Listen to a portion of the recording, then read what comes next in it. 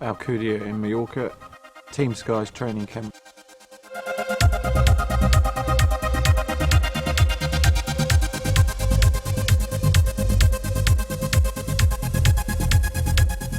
This is kind of the start of the season, really proper for everybody.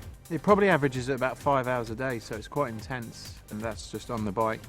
Every other day or starting the gym in the morning at 6:30. So you're always doing something, you know, if you're not lying down, you're riding, if you're not riding, you're eating. Everything's geared towards being better. We're riding together as a team, you know, it's a new team every year, there's always new riders coming, and it's important to bond together to get well drilled. Cycling is a team sport. Today we did 7 hours on the bike, we did about 220 kilometres. Well, if you're riding for 6-7 hours on the bike, you know, you need things that are going to have the right things in them, the right amount of carbs, the right amount of, you know, balance with the protein as well. The nutrition stuff just helps us get every last bit out on the bike, really.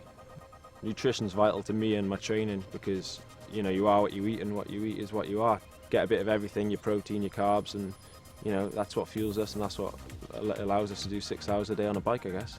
So on a training day like this, the guys are going to be doing over 6 hours on the bikes. So it's like anything, you've got to fuel what you're doing. With a combination of both the special foods that are prepared by the carers and the products provided to us by CNP, we're able to fuel the riders really effectively for these 6-hour plus rides.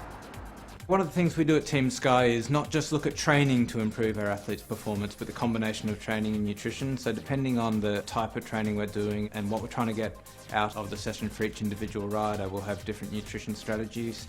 So we may have some riders who are focusing on improving their fat metabolism, and for that we might use a different drink at the beginning of the ride, or we might have riders who have a greater need for carbohydrates, so they'll have a different strategy.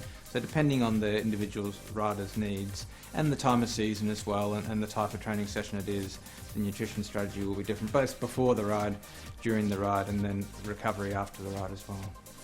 For me, nutrition is one of the most crucial parts of my regime, you know. I have to have enough nutrition to fuel myself to actually train to get better, but cycling's a weird sport where you've got to stay as light as possible, so for me actually I'd be lying if I said it wasn't the most important factor for me.